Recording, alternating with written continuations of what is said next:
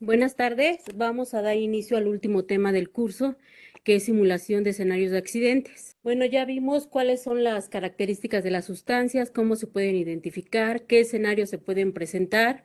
Ahora vamos a ver cómo vamos a elegir los escenarios para realizar una simulación. Bueno, comenzamos con el tema de simulación de escenarios de accidentes. Primero vamos a ver cuál es la definición de una simulación. Es la representación de un escenario de riesgo o fenómeno mediante la utilización de sistemas o herramientas de cómputo, modelos físicos o matemáticos u otros medios, que permite estimar las consecuencias de estos. Esta referencia fue sacada de la Guía para la elaboración de análisis de riesgo de la CEA.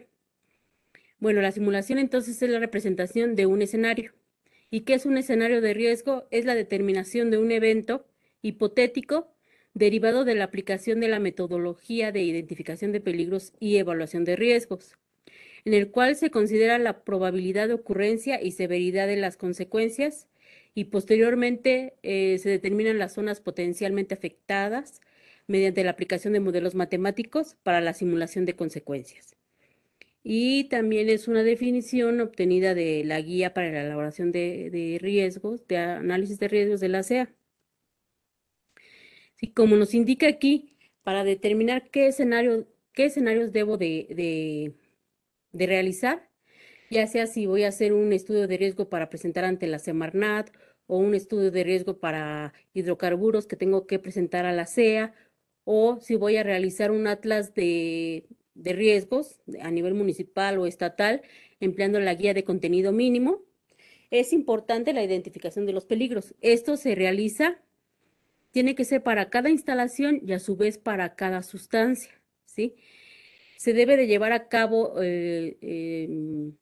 sesiones empleando metodologías y esas van a depender de varios factores, ¿sí? Como la complejidad del proceso, la experiencia del personal de la planta, la experiencia de los evaluadores, entre otros.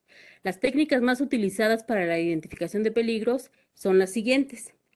El estudio de análisis de riesgo y operabilidad, conocido como HACCP, análisis de árbol de fallas, análisis de árbol de eventos, análisis de modo de falla y sus efectos, análisis qué pasa si, conocido como WHAT-IF, análisis qué pasa si, y también pueden emplear otra metodología, en este caso la lista de verificación, que es el checklist. Posteriormente tenemos el checklist y por último el análisis preliminar de riesgos. Hay más metodologías, pero estas son las más empleadas. ¿Cómo voy a determinar cuál voy a emplear? Pues va a ser dependiendo de la complejidad de mi proceso, ¿sí? Para a lo mejor un ducto o un tanque puedo emplear lo que es el WATIF, que es más sencillo, ¿sí? Pero tengo que llevar a cabo sesiones de trabajo con un grupo multidisciplinario que tenga conocimiento sobre operación, mantenimiento, instrumentación, seguridad. Entonces tiene que ser multidisciplinario y tienen que conocer muy bien lo que es el proceso, lo que es la planta o la industria a la que voy a realizar este estudio.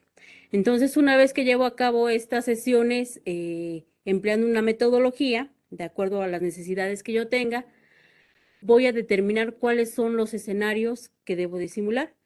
Me van a dar cuáles están en una zona roja, en una zona amarilla, en una zona verde. Siendo la roja los que debo de considerar, así como los amarillos. Y en la zona verde, ya una vez que hago una jerarquización, me van a decir que los que están en verde, los que caigan en verde, están administrados, o sea, no hay problema. Pero sí tenemos que tener cuidado con los que están en rojo y los que están en amarillo, ¿sí?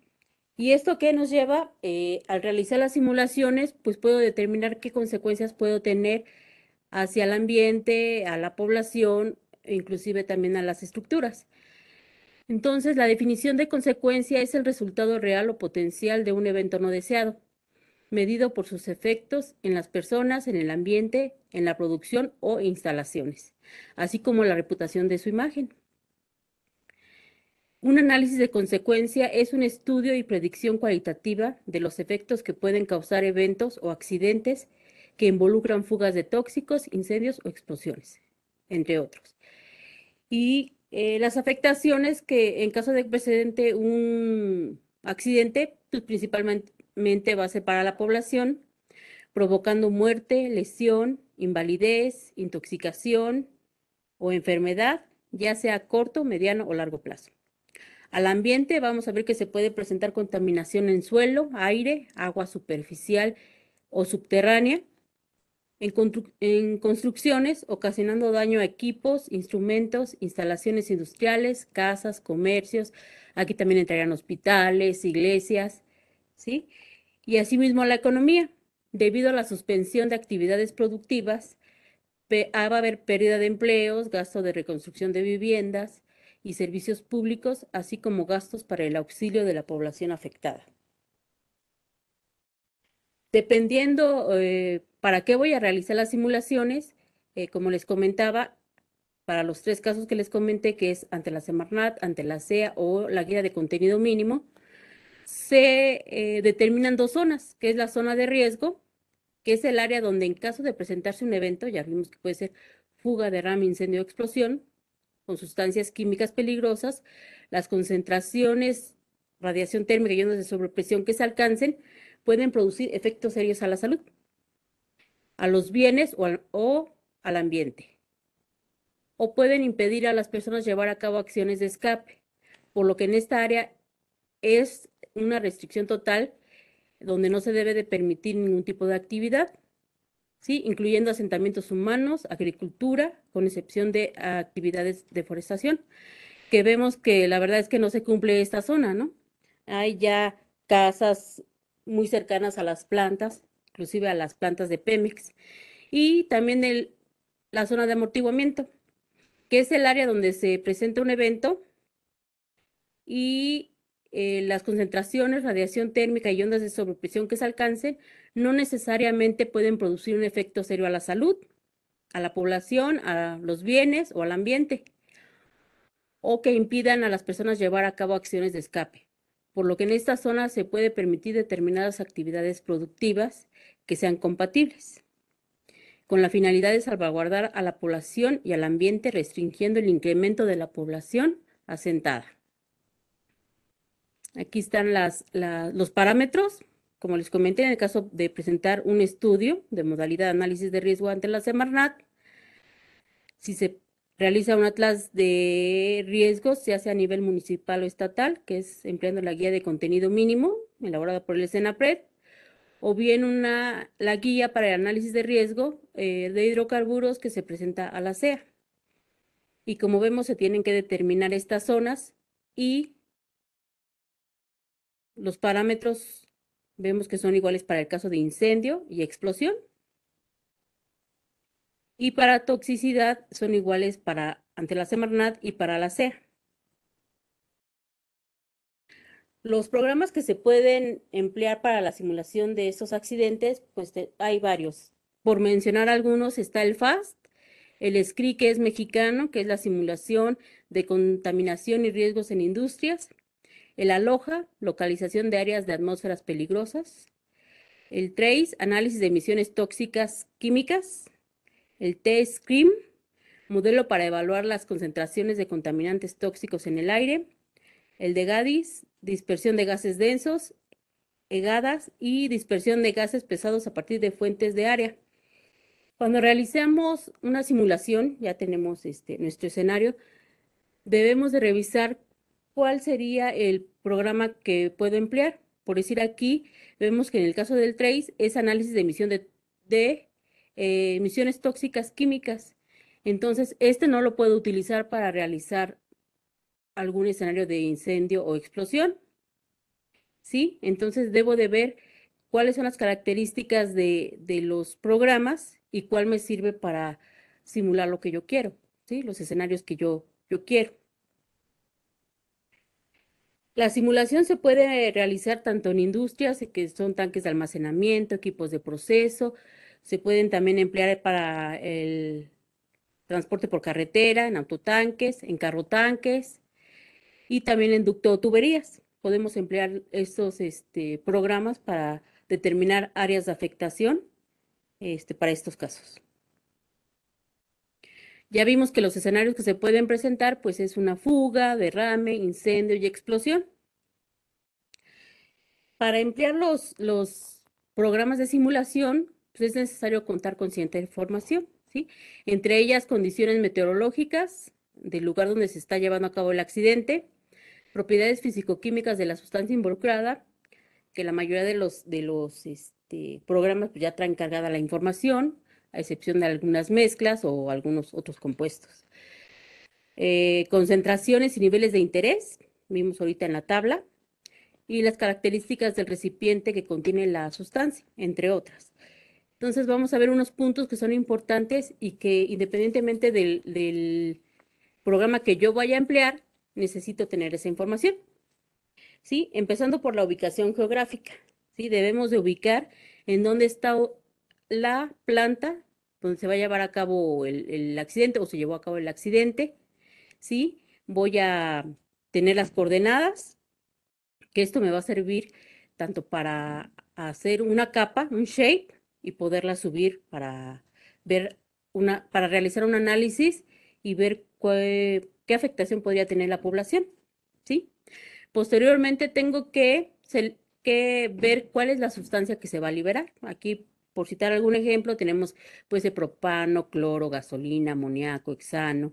Vemos que puede ser gas LP en las gaseras, en las gasolineras, pues gasolina, diésel, en plantas potabilizadoras, cloro, en fábricas de hielo podemos tener amoníaco. Entonces debemos de identificar qué sustancia es la que va a estar involucrada. ¿Sí? Otras también son las condiciones meteorológicas atmosféricas, que son muy importantes también, que es la temperatura, la velocidad y dirección del viento, la altura a la que se mide la velocidad del viento, la clase de estabilidad atmosférica, humedad relativa, entre otras. Aquí les muestro una tabla, también en caso de presentar un estudio de riesgo, se debe determinar un escenario del peor caso y un escenario alternativo.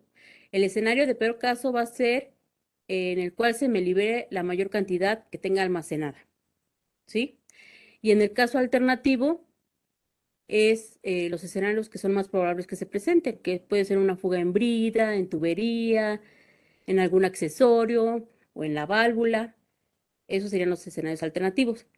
Entonces se presenta una tabla en donde indican para el caso de estabilidad y velocidad del viento, qué es lo que debo de emplear para cada caso.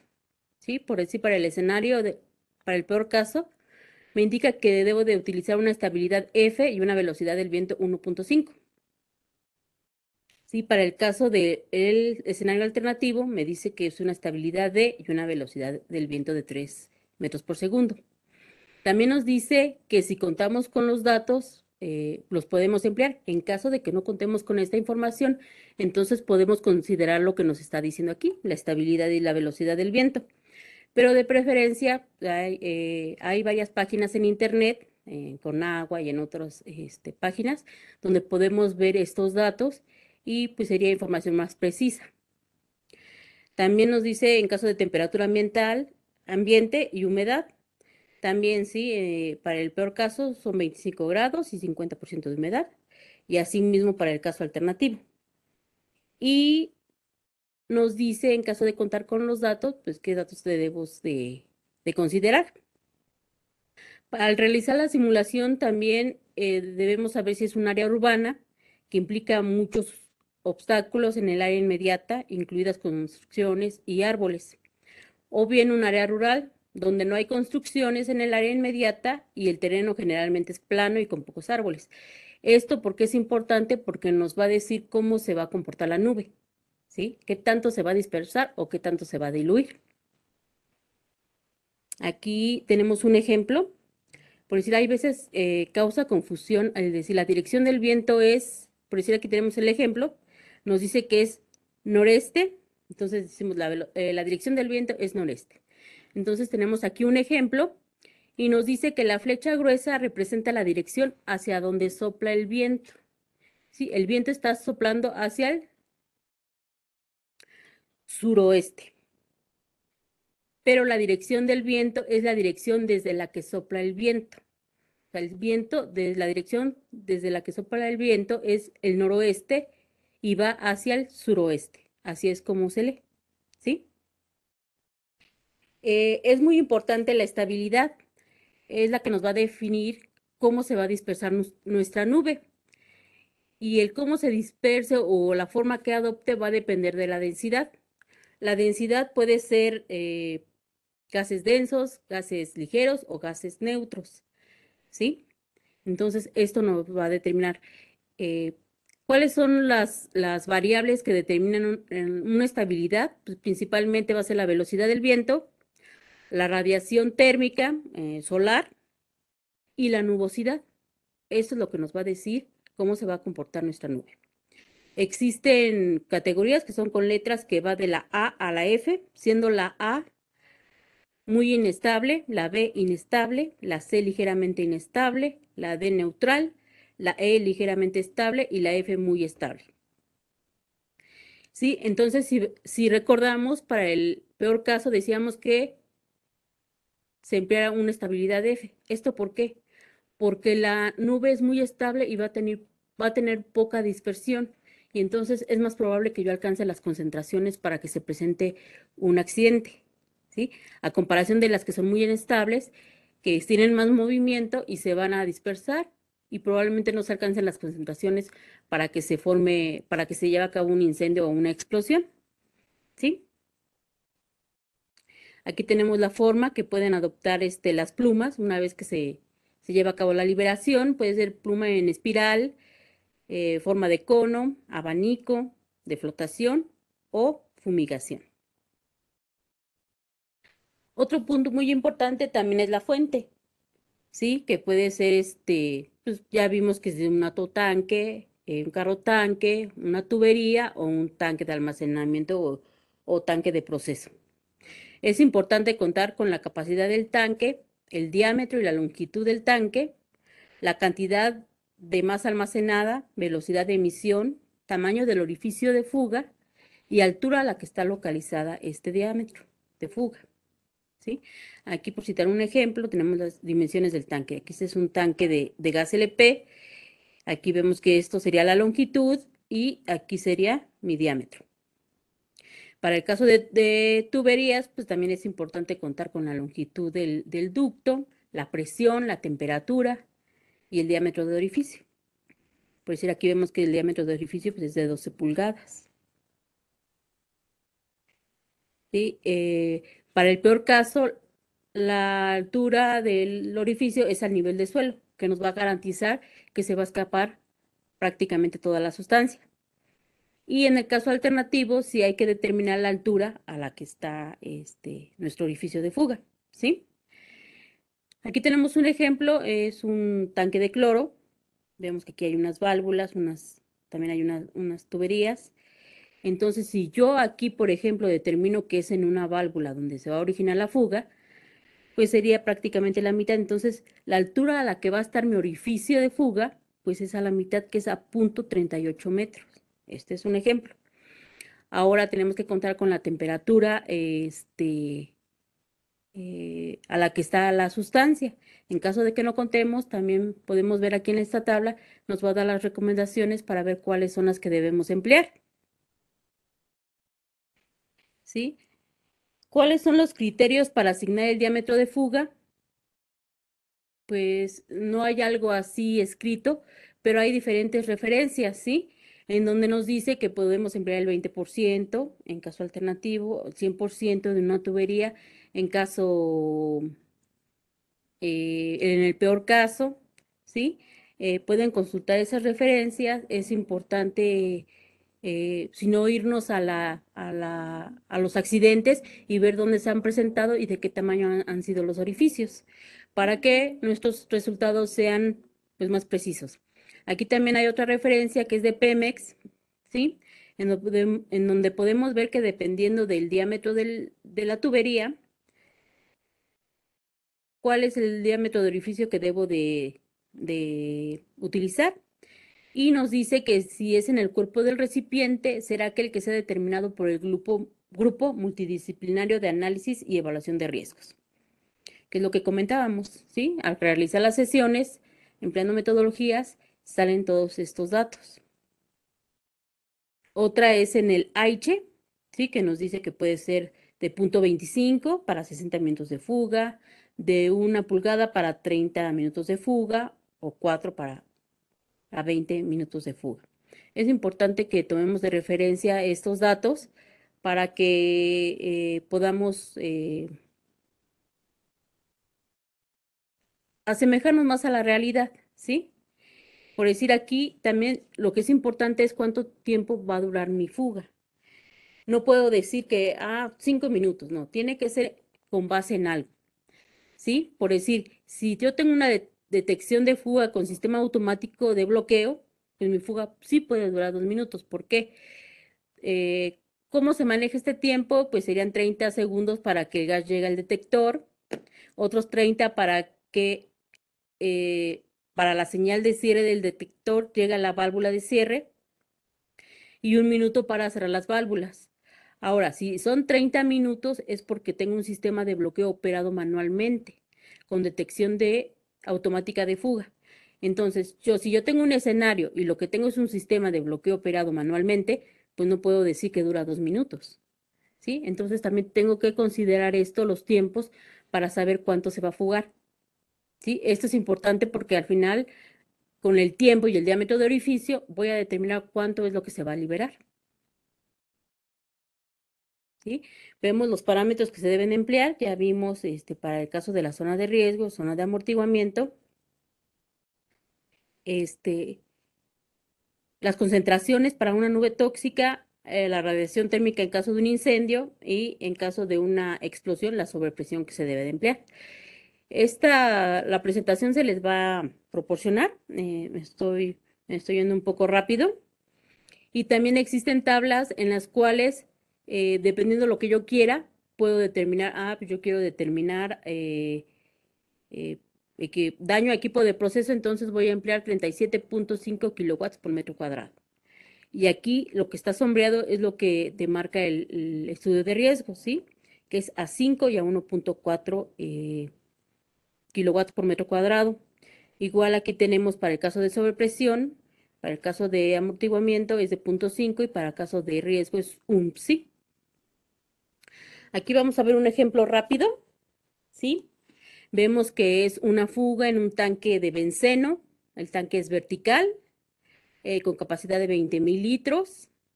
Está ubicado en la refinería Lázaro Cárdenas, en Minatitlán, Veracruz.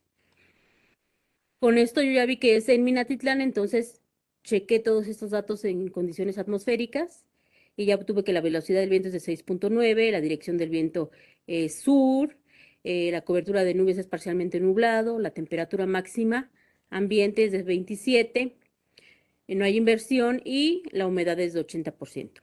Aquí tengo los datos del tanque. También recuerden que un tanque nunca va a estar al 100%. Sí, va a estar llenado al 85 de preferencia para manejar también en caso de las simulaciones. Por eso aquí pongo capacidad del tanque 20,000 litros, capacidad de llenado 17,000 litros. ¿Sí? Tengo las dimensiones, el diámetro, la longitud. Mi orificio va a ser de 2 pulgadas y va a estar en el fondo del tanque. ¿Qué voy a determinar? Esta simulación va a ser para un estudio de riesgo. Entonces debo determinar la zona de riesgo, que es a 5 kilowatts por metro cuadrado, o y amortiguamiento, que es a 1.4 kilowatts por metro cuadrado. Disculpen que me vaya un poquito rápido. Bueno, vamos a hacer este ejemplo utilizando el programa Aloha, ¿sí? El cual pueden descargar en esta página, el cual pueden utilizar en bajar en esta página. ¿Sí? ¿Qué vamos a hacer primero? Primero vamos a localizar, a identificar dónde es nuestro escenario.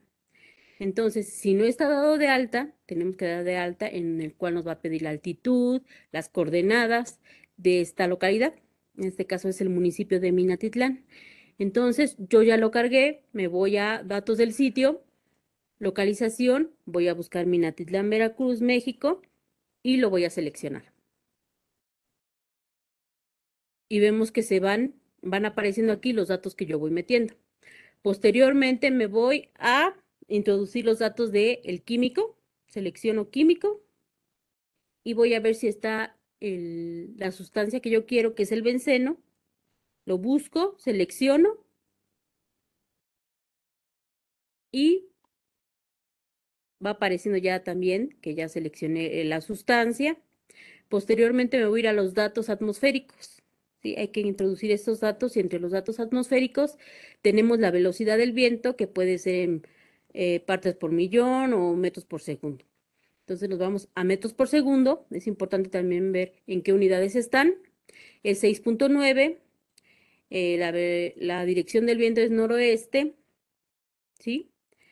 La altura a la que se mide, para el caso de la loja, aquí en el manual dice que es a 10 metros que se está determinando la estabilidad. ¿Sí? Entonces, estoy empleando la loja, voy a seleccionar 10 metros. A 10 metros está midiendo cuál es la dirección y velocidad del viento. Eh, Posteriormente, bueno, ahorita vamos a ver en las imágenes, es un área urbana, ya está la población muy cerca a la planta. ¿Sí? Está parcialmente nublado, selecciono parcialmente nublado y le voy a dar OK. Seguimos con datos atmosféricos, es temperatura ambiente, selecciono si lo tengo en grados centígrados o grados Fahrenheit y en automático Aloha va a determinar qué estabilidad es, ya con los datos que yo alimenté. También puedo modificar, por decir, si yo quiero que aquí sea una estabilidad F para considerarlo también como peor caso, entonces me voy a la opción, doy clic y me va a dejar que yo seleccione cualquier estabilidad. No hay inversión, ¿sí? Y la humedad es de 80%. Me voy, ¿ok? Y posteriormente nos vamos a la fuente. La fuente me va a decir que si es directo, que si se forma un charco, que si es un tanque o que es una tubería.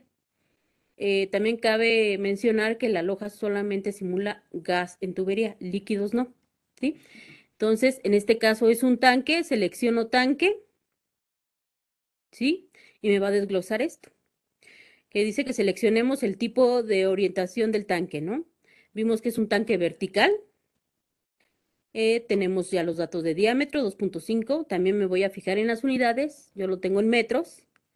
Y la longitud, y en automático el programa me va a calcular qué volumen tengo, que son los 20,000 litros o 20 metros cúbicos, ¿sí? Le doy OK y siguen datos que hay que alimentar del tanque. Me pregunta si en qué estado está la sustancia. La sustancia está en líquido, ¿sí? El contenido es líquido. Entonces selecciono, ahí, ¿sí? Posteriormente me dice a qué temperatura se encuentra en el tanque. ¿Sí? Puedo seleccionar la temperatura ambiente o si es otra temperatura, voy a irme aquí, ¿sí? Temperatura de almacenamiento. Checo también las que sea en grados centígrados y le doy OK. Posteriormente me dice que a qué nivel, o sea, ya tengo la capacidad, pero a qué nivel está el líquido. Entonces yo ya sé que es al 85%, me voy directamente aquí al volumen, le doy 85 y en automático me va a decir cuántas toneladas tengo y cuántos galones, ¿sí? Entonces ya está al 85%, le doy OK, me va a desglosar qué quiero simular, ¿no? Dice que es una fuga, una liberación, pero que no se va a presentar un evento, ¿sí? Aquí nos dice que se presenta un pulfire, que ya vimos que es un charco de fuego, o una bleve, que lo que va a dar lugar es a una bola de fuego. Entonces, lo que voy a simular ahorita va a ser un charco de fuego. Selecciono y me voy, OK, ¿sí? Posteriormente, me dice que a qué forma se asemeja mi orificio de fuga, ¿sí? Si es circular o si tiene la forma rectangular. Entonces, en este caso es circular mi orificio y posteriormente me dice que cuál es el diámetro. El diámetro es todo esto, ¿sí? De aquí a acá. De aquí a acá es el radio. De aquí a acá es el diámetro. Y me dice si lo tengo en pies, en centímetros, en metros o en pulgadas. Yo lo voy a manejar en pulgadas, selecciono y son 2 pulgadas. Ahora me dice si es un orificio o si se trata de una tubería corta o en la válvula. No, aquí en este caso es un orificio y está en el fondo del tanque, ¿no? Entonces selecciono orificio, le doy OK. Posteriormente aparece a qué altura está la fuga. Como les comenté, para este escenario es en el fondo, entonces me voy, la altura es 0%. Quiere decir que es en el fondo del tanque. Le doy OK. Ahora me dice que se va a formar un charco, que si conozco el área, un diámetro máximo, el área, o lo desconozco. Entonces yo desconozco de qué tamaño sea el diámetro. A lo mejor pudiera conocerlo si sé que tiene un dique y de qué dimensiones es el dique. Entonces aquí digo que es desconocido y le doy OK. Posteriormente me voy a Display y voy a seleccionar zonas de amenazas. ¿Sí? Voy, selecciono zona de amenaza y me va a desglosar cuáles son los parámetros que voy a emplear. Aquí dejé estos son los que da por default el programa es 10, 5 y 2. Entonces, 10 lo dejo, es importante. El 5 que es referente a la zona de riesgo y el 1.4. Entonces, como aquí ya aparece por default 2, me voy, selecciono en donde voy a especificar yo el número y es a 1.4. Le doy OK y me aparece ya la gráfica y los radios. Para 5 kilowatts por metro cuadrado, que es la zona de riesgo, son 20 metros. Y para amortiguamiento, que es 1.4, son 32. ¿Sí? Posteriormente también puedo ver la, la gráfica. ¿Sí? Me voy a Display, selecciono Source y que es cómo se lleva a cabo la liberación. Y puedo ver cuántos kilogramos estoy liberando dependiendo cómo va el tiempo. También es importante resaltar que Aloha solo modela a 1 hora. Más de 1 hora ya no, porque ya las condiciones meteorológicas no son las mismas, ¿sí? Y tampoco determina más de 10 kilómetros de distancia, por lo mismo.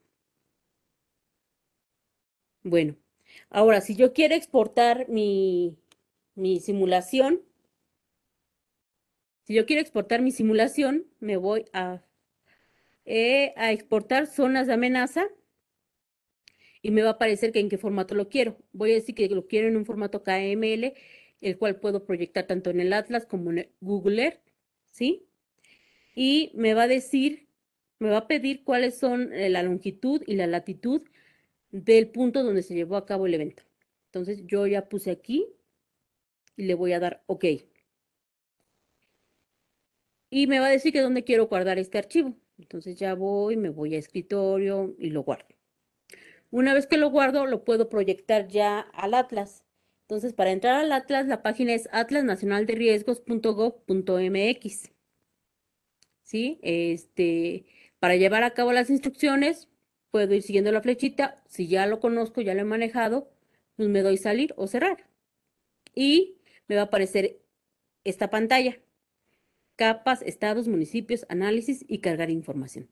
Voy a seleccionar cargar información, ¿sí? Y me va a aparecer que puedo seleccionar un archivo por la ruta o bien arrastrar el archivo, pero tiene que ser en formato CSV, KML, KMZ o zip.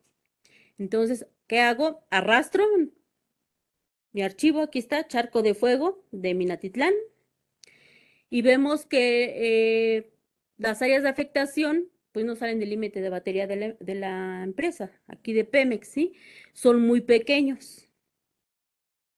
Entonces, aquí puedo ver, también puedo realizar un análisis, pero no tendría caso porque no hay población aquí, ¿sí? Bueno, aquí hice uno también en caso de una bleve para determinar una bola de fuego. De aquí me voy a ir directamente a datos del tanque. Todo va a ser igual, todo va a ser igual. Hasta aquí, donde me dice que qué evento se va a presentar. Aquí voy a seleccionar una bleve. Todo sigue igual. Me dice que si es el 100%, el porcentaje de la masa va a ser para una bola de fuego. Hago los mismos pasos que vimos, ¿sí? Selecciono mis parámetros de interés y obtengo los radios. Aquí vemos que es mayor debido a, ya vimos en las prácticas anteriores a qué se refiere una bleve. Sale súbitamente todo el contenido. Mi zona de riesgo es de 413 metros, de amortiguamiento es de 764. Realizo el mismo procedimiento, cargo mi mi archivo, y si vemos, aquí sí abarca ya población. Entonces, ya una vez que lo proyecté al Atlas, voy a seleccionar qué áreas es la que quiero determinar el análisis, selecciono, le doy analizar y me dice que en estas casas que vemos aquí, ¿sí?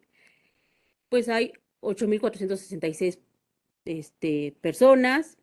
Me dice cuáles son masculino, femenino, si son menores de 12 años, si son mayores de 60, y me va a dar otros datos, ¿sí? En esta área tengo 3,401 viviendas, un establecimiento de salud, 2 escuelas, 3 supermercados. ¿Por qué es importante las simulaciones y cómo las puedo emplear? Es importante porque puedo ver qué alcance puede tener un accidente en caso de que se presente y hacer un plan de respuesta. Por decir, si tengo que evacuar, ¿a dónde debo de evacuar? Si hay algún lesionado, ¿dónde están ubicados los hospitales? ¿Sí? Aquí les quería presentar un video, pero